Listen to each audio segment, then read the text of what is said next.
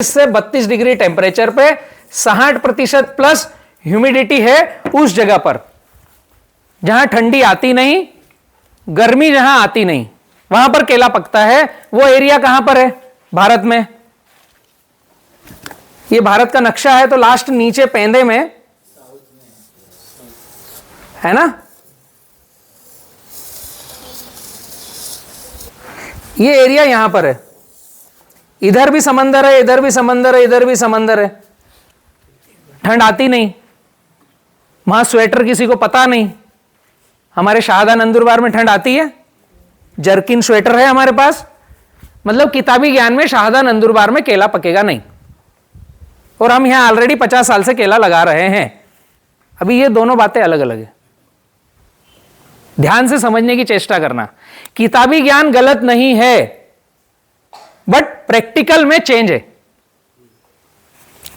अभी यहां बोलना चाहिए कि यहां बेस्ट होगा, बट केला आपका गुजरात में भी हो रहा है, मध्य प्रदेश में भी हो रहा है, महाराष्ट्र में हो रहा है, आपका पूर्व में हो रहा है, उत्तर भारत में हो रहा है। उत्तर प्रदेश में हर साल 3 से 4 करोड़ पौधे लगते हैं, और गठाने 1-2 करोड़ लगती है उत्तर भारत में। मई, जून, जुलाई, अगस्त, ये 4 महीने में पूरा यूपी और बिहार केला लगाता है। हमारे यहां तो किसी गांव में पानी है, किसी गांव में नहीं है पानी, और यहीं से आपके पास इधर बर्फीले पहाड़ आ जाते हैं, नेपाल आ जाता है, ठंडी आ जाती है। हमारे यहाँ तो ठंड इतनी नहीं है। अभी यूपी में सूर्य भगवान के दर्शन इस टाइम पे नहीं हो रहे हैं, और दिन भर स्वेटर पहन के रखना पड़ती है, शायद डबल पहनना पड़ती है, अंदर इनर ऊपर से स्वेटर। और केले को किताबी ज्ञान में लिखा है कि 10 डिग्री के अंदर तो मर ही जाएगा, चल ही नहीं सकता। और वहां केले के पत्ते के ऊपर बर्फ जमती है तो भी केला होता है। और एक बात अच्छी बतला दूं मैं आपको, हमारे यहां केला लगता है तो शायद 20 से 25 टन हम पहले साल का आउटपुट लेते हैं 1 एकड़ पे, और यूपी में केला लगता है तो पहले साल 35 से 40 टन पे जाते हैं। वो हमसे ज्यादा उत्पादन आता है। वो एरिया सपोर्ट में नहीं, क्लाइमेट सपोर्ट में नहीं, उत्पादन हमसे ज्यादा। कितना बड़ा द्वंद्व है, समझ पा रहे हो? किताबी ज्ञान बोलता है इधर चलो, प्रैक्टिकल इधर से आ रही है। बहुत बड़ा विरोधाभास है, बट ये गलत नहीं है, किताबी ज्ञान गलत नहीं है, उसको साथ में लेकर हमें चलना पड़ेगा। बट एक्चुअल प्रैक्टिकल में कहां वो फिट होता है वहां फिट करो, बाकी बाईपास करना पड़ेगा। उत्तर भारत में केला ज्यादा क्यों पकता है? वो 14 महीने में कटिंग आती है, हमारे शाहदा में 10 से 11 महीने में हम कटिंग ले लेते हैं। टेम्परेचर ज्यादा है, केले का पत्ता 35 पत्ते आने के बाद 36 नंबर पे बंच आएगा। उम्र 10 से 11 महीने की, यूपी की उम्र 14 महीने की। ठंड में वो डोरबेंशी में जाता है, नया पत्ता आता नहीं। तो जो गर्भ में उसका बीज तैयार हो गया, वो जो भुट्टा कमल ऊपर चढ़ रहा है, वो वहां केले की फिंगर को बढ़ा देता है। हमारे यहां 8 से 12 पंजे आते हैं, वहां 12 से 18 पंजे आते हैं, क्योंकि वो नीचे पेट में ही उसके फिंगर ज्यादा हो जाते हैं। पत्ते आए नहीं, अंदर भ्रूण तैयार हो गया है, तो केले की संख्या बढ़ती है। 14 महीने लेगा। जो केला आपके खेत में भी ज्यादा उम्र लेगा, वो वजन ज्यादा देगा। आपने मई और जून में केला लगाया, गर्मी खा करके, बारिश जुलाई में आ रही ना, आपके यहां जून में आती है? जून में आती थी, अभी 1 महीना खसक गया ग्लोबल वार्मिंग के कारण। अभी बारिश 1 जुलाई के बाद आती है। पिछले 4-5 साल का रिकॉर्ड देखो, है ना। 15 जून से हम तैयारी करते थे बोनी की, पहले 10 साल पहले की बात है। 1 दशक अभी हो चुका है कि बारिश या तो जून लास्ट, और अब तो जुलाई फर्स्ट में ही आती है। तो हमारा जून का महीना भी गर्मी में कनेक्ट हो गया है। मई और जून गर्मी है, तो जो आपके यहां अप्रैल मई जून का केला लग रहा है, टेम्परेचर खा करके वो कम पत्ते में ही फ्लावरिंग दे देता है, और सितंबर अक्टूबर में या नवंबर में फ्लावरिंग आ जाती है, और 10 महीने के अंदर कटन चालू हो जाती है। 11वां महीने में खेत साफ हो जाता है। इसी गांव में, इसी जगह पर केले का उत्पादन ज्यादा लेना है, तो आप 15 जुलाई से 15 अगस्त के बीच में लगाएंगे। उसी खेत में केला जो अप्रैल मई में लगा है, अगर 22-25 किलो का वजन है, तो उसी खेत का केला आपका 35 किलो का आएगा, आपने अगर 15 जुलाई से 15 अगस्त में लगाया। महीना खसक गया। जब पौधे के तने के अंदर कमल ऊपर खसक रहा है, उस समय जनवरी की ठंड है, तो फिंगर की संख्या बढ़ती है, और आपकी फ्लावरिंग आएगी फरवरी में या मार्च में। जो अगस्त वाला है उसकी फ्लावरिंग मार्च में आएगी, जुलाई वाले की फ्लावरिंग फरवरी में आएगी, तो आपका उत्पादन 1.25% बढ़ता है।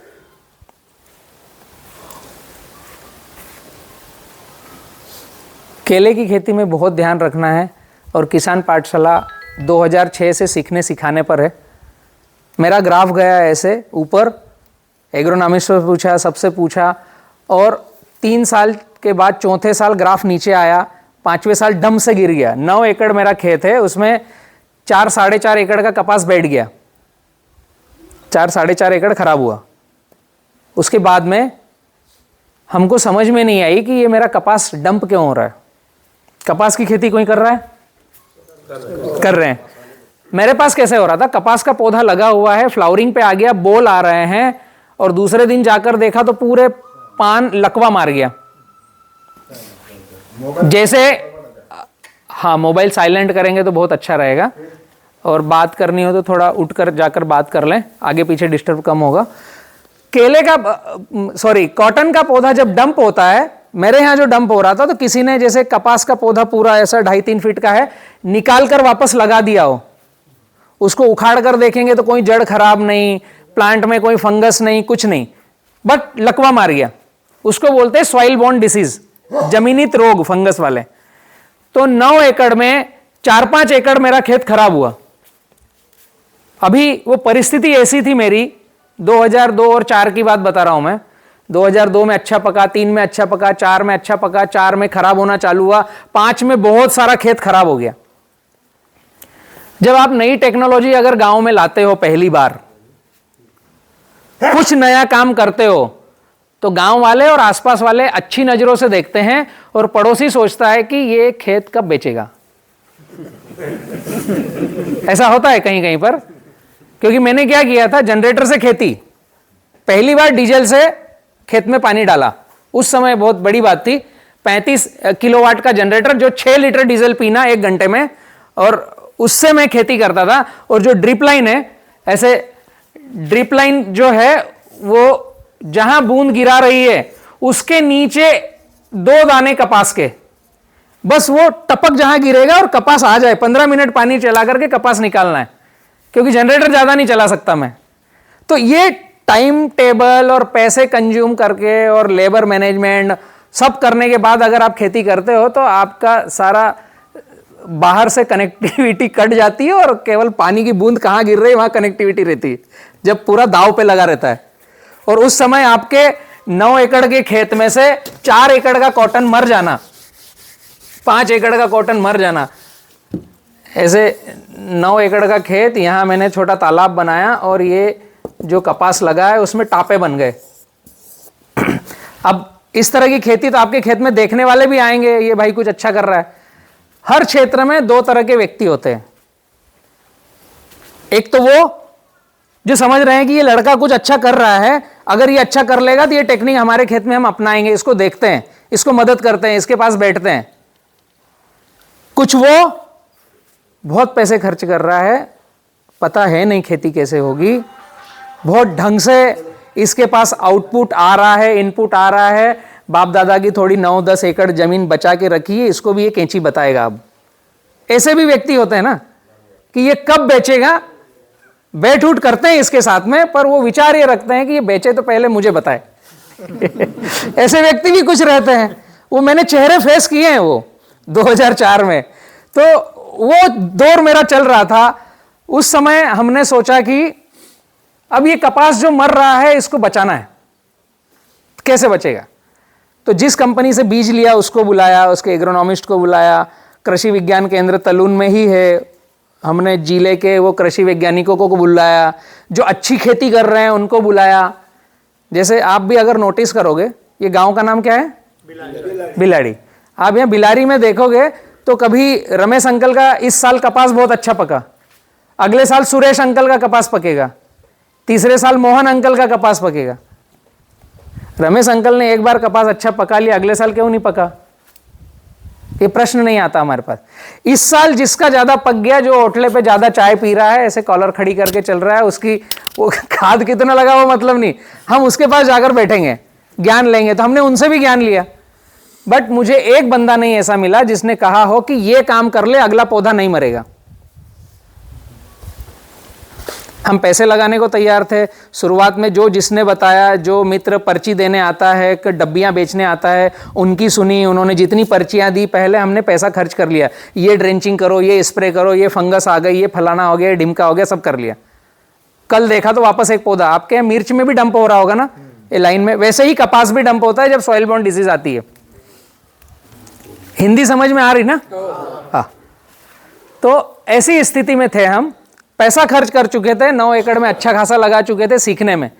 फिर हम रुके, हम 15-16 मित्र थे ग्रुप बना करके कि यार ये चीज अगर बलराम के खेत में नहीं ठीक हो रही है तो शायद हम भी अंदाजन ही खेती कर रहे हैं। मतलब डॉक्टर है, एग्रोनॉमिस्ट है, दुकानदार है, दवाई की कंपनियां हैं, उन्होंने बोला है ड्रेंचिंग करो, हमने कर दी, कल पौधा बचा क्यों नहीं? उसने बचना चाहिए ना। मतलब कि आप वो बीमारी फाइंड ही नहीं कर पाए, अंदाजन ही ट्रीटमेंट दे रहे हो। हमने अंदाजन ट्रीटमेंट कर लिया, बच गया तो ठीक, मर गया तो पैसे गए। तो हमने पैसे लगाना बंद किया, बट हताश होकर बैठे थे। देखने पर यह लग रहा था कि कब बलराम रो देगा, ऐसा चेहरा बन गया था।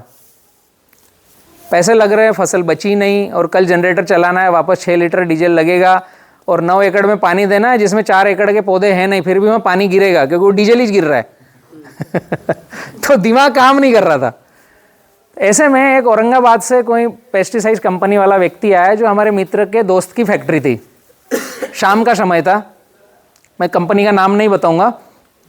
हम ऐसे खेत में बैठे हुए थे, वो इत्तेफाकन आ गया, भैया मुझे ऐसा ऐसा भेजा है, आपके बारे में जानकारी मिली है और मैं विजिट करके देखूँ। उसको घुमाया हमने खेत में।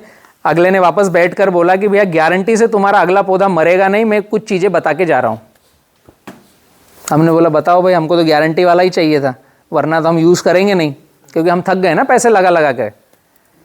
अब मैं जो कहानी बता रहा हूँ ना, आपके साथ अगर कोई ऐसा हो तो आप ये अप्लाई कर सकते हो जो हमने करी। हमने उस भाई को पूछा कि भैया आप हमें दवाई बताओ, ट्रीटमेंट बताओ, करना क्या है। तो उन्होंने कुछ ड्रेंचिंग बताई, कुछ स्प्रे बताया, और 1 एकड़ का खर्चा कुछ बताया उन्होंने। 1 एकड़ का खर्चा बताया 12,000 रुपए का, मतलब सॉरी 1 एकड़ नहीं, 9 एकड़ का खर्चा, जो मेरा 9 एकड़ का प्लॉट था, एक बार का खर्चा बताया उन्होंने 12,000 का, कि ये 12,000 का मैं ट्रीटमेंट देके जा रहा हूं, आपके पौधे अगले नहीं मरेंगे, 3 दिन में रिजल्ट दिखेगा, अगले 15 दिन में आपको 1 डोज फिर रिपीट करना है। हमने बोला ये आदमी अच्छा मिला भाई। पैसे 12,000 हमारे लिए मायने नहीं थे, हमारे लिए वो जानकारी थी कि हम क्या करें कि अगले साल भी तो मुझे कपास लगाना है, पौधा मरना नहीं चाहिए, एक बार सीखना है कि करे क्या। उसकी सारी डब्बियों को पढ़ा, उसके ट्रीटमेंट को पढ़ा, तो लाल पानी, काला पानी, वो सब दिख गया था, बट वो श्योर था कि मैं 12,000 का ट्रीटमेंट दे रहा हूं। हमने बोला भैया अब हो गई है शाम, कल सवेरे हम इस पे काम करेंगे। 8 किलोमीटर पे बड़वानी शहर है, अच्छी होटल हमारे मित्र की, वहां रुकवाते हैं। बट एक कंडीशन है, हम हैं नए, हम थक चुके। कल आपको ड्रेंचिंग कैसे करवानी है, हम यहां पर आदमी रखेंगे, आप अपने हाथों से बताओगे कैसे ड्रेंचिंग करनी है, कैसे करवानी है। आप खड़े रहो, हमारे लेबर रहेंगे, वो ड्रेंचिंग करेंगे, आप जैसा बताओगे वैसा काम होगा। आ जाओ आगे आ जाओ। उनको बोला कि आज आपको हम बड़वानी छुड़वाते हैं, रहना खाना हमारी तरफ से है, सवेरे आप ट्रीटमेंट लेकर के आओ, हम हमारे हाथों से करवाएंगे, आप खड़े रहकर देखो। अगले मित्र ने बोला 3 दिन में रिजल्ट दिखेगा। हमने बोला ठीक है, 3 दिन में रिजल्ट दिखेगा, आप 3 दिन तक यहीं बड़वानी रहो। बड़वानी रहने का, ये चेयर ले लीजिए ना इधर से, बड़वानी रहने का खाना खर्चा रहना सब हमारी तरफ से है, ठीक है। और बड़वानी में 2 टॉकीज है, एक लक्ष्मी टॉकीज है, एक महेंद्र टॉकीज है।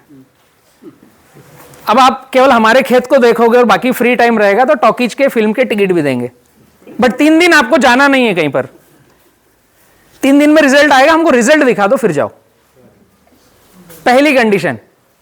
और इसके लिए हम क्या करेंगे, आपकी दवाई 12,000 की है तो हम आपको डबल 12,000 देंगे। अभी कितना हुआ 24। आप सवेरे आओ, हमारा आदमी लेके आएगा, मोटरसाइकिल से बिठाएगा, आप ड्रेंचिंग कराओ, खाना रहना सब हमारी तरफ से, 3 दिन यहीं रहो। तीसरे दिन इसको विजिट करो। अभी हम 12 के 24 देंगे। तीसरे दिन जाने के पहले कोई पौधा मरना नहीं चाहिए। आपको भेजते समय फिर 12,000 देंगे। कितना हुआ? 36,000। अभी जब ऐसा हमने बोला कि अभी डबल देंगे, तीसरे दिन छोड़ते समय फिर 12 देंगे, तो अब उसका थोड़ा सोचना तीव्र हो गया कि 12 में ही पहले 40% की बचत रहती ना, काले पानी पीले पानी में 40% का उसमें गैप है, 40 से 50% का। बट हम बार्गेनिंग नहीं कर रहे, हम तो ज्यादा दे रहे हैं, हमारा पौधा बचा दे भाई। तो जब हमने बोला कि आप 3 दिन के बाद रिजल्ट बता के जाओगे तो 36 लेके जाओ, और 15 दिन तक कुछ नहीं होगा तो फिर 12,000 हम आपके अकाउंट में डालेंगे। कितना हो गया? 48। ये 9 एकड़ में हम 48,000 उसको देने को तैयार, रहना खाना आना जाना खर्चा सब तैयार। आप बताओगे वैसा ही करेंगे, और आपको खड़े रह के करवाना है। 10 मजदूर हम लगा देंगे, उस पौधे के जहां कोने पे पानी डालना वहीं डालेंगे, जितनी दूर डालना उतनी दूर डालेंगे, जैसे स्प्रे कराना वैसे करेंगे। एक लाइन हमने पूछी, क्योंकि अब वो 48,000 हो गए, उसका भी बीपी थोड़ा चेंज हो रहा था। हमने पूछा अगला पौधा मर गया तो? सिंपल लाइन, आप जो बोलेंगे वही करूंगा। अगला पौधा मर गया तो? अभी ये तो के बाद उसने हमसे नजरें मिलाई नहीं, जवाब दे नहीं पा रहा था। मैं सांप से पूछता हूं, मैं बिच्छू से पूछता हूं, मैं होमवर्क करके बताता हूं। आपकी दवाई 12,000 की, हम 48,000 दे रहे हैं भाई, अभी तो हमको सपोर्ट दे दे। तो जब ये हमने एक लाइन डाली कि मेरा पौधा अगला मर गया तो क्या करूंगा, ऐसे प्रश्न हमने जब चालू किए, तो हमें पूरे भारत में 950 व्यक्तियों के नंबर नाम मेरे पास आज भी लिखे हुए हैं, जो अच्छे वक्ता हैं या रेपुटेड डायरेक्टर है, डीन है या एग्रोनॉमिस्ट है, या जिनकी एडवाइस मायने रखती है, या किसी संस्था से है। इंदौर संभाग तक हमने जांचें करी, और बाहर से भी हमने लोगों को बुलाया, हमारे खेत में विजिट कराया। बट एक बंदा ऐसा नहीं मिला कि अगला पौधा मरेगा नहीं, या मर गया तो क्या। तो फिर हमने खर्चा करना बंद किया। उस दिन समझ में आया कि फार्मर जो फार्मिंग कर रहा है ना, और हम जो खेती कर रहे थे उछल कूद करके जबरन में, वो कर रहे थे अंदाज पंचे दामोदर।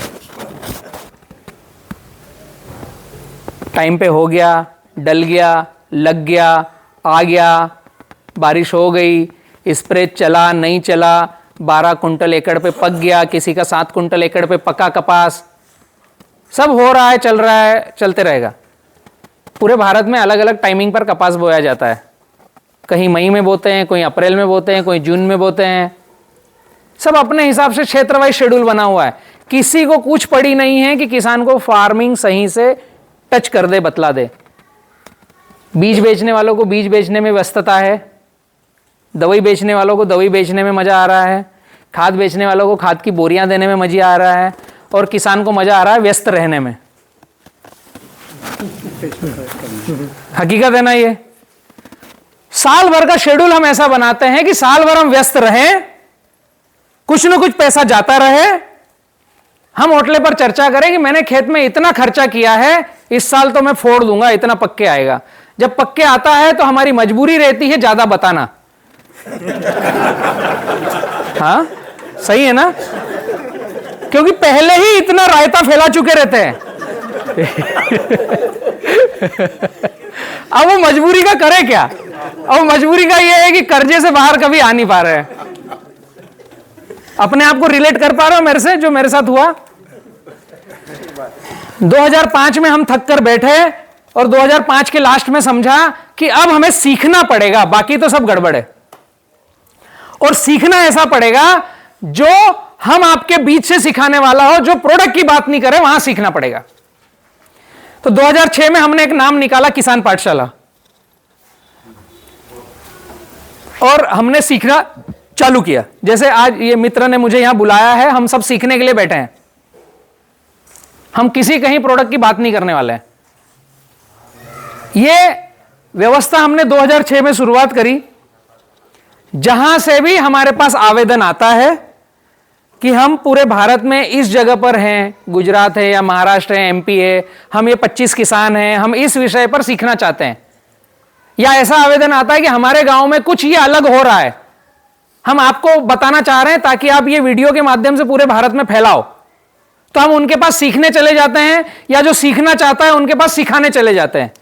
किसान पाठशाला का एक ही उद्देश्य है, सीखना और सिखाना। मेरे प्रवचन खत्म हो जब तक अगर आपको लगे कि आपके गांव में कुछ अच्छी चीज है तो मुझे बताइएगा, ताकि मैं यहां से सीख के जाऊं। क्योंकि मैंने कुछ विजिट किया था, रास्ते में आते आते मुझे कुछ चीजें मिली है। मैं जहां भी जाता हूं मेरी कोशिश रहती है ज्यादा से ज्यादा उस क्षेत्र को सीखूं। और मेरे पास जो है जितना मैं दे सकता हूं, आप जितना मेरे साथ कम्युनिकेशन करोगे। मैं 2006 से सीखने का प्रोग्राम चालू किया और हजारों व्यक्तियों को सुना है मैंने, हजारों। मैंने एग्रीकल्चर में पढ़ाई नहीं करी थी। कोविड के बाद मैंने टाटा इन्फोसिस से एग्रीकल्चर किया 2021 में। 68.2% मेरा उसमें बना है। और मुझ पर कई सारे लोगों ने रिसर्च करके मुझे पकड़कर मुझे डॉक्टरेट दे दिया कि बलराम भाई आप एग्रीकल्चर में कुछ नई तकनीक लाए हो तो आप डॉक्टर कहलाते हो। तो पहले मेरा नाम बलराम किसान था, अब मेरा नाम डॉक्टर बलराम किसान है। बट सीखते सीखते हुआ है। डॉक्टरेट जब मिला जब मैंने एग्रीकल्चर किया नहीं था, आप जैसे सीख ही रहा था। अगर आप लोगों के मन में सीखना है और एक्चुअल में खेती में क्या चल रहा है और क्या करना है, तो हम अगले आयाम पर जा सकते हैं। ऐसे शुरुआत हुई थी किसान पाठशाला की। अब मैं चर्चा करूंगा आप लोगों के साथ कि हम केले पर आगे बढ़े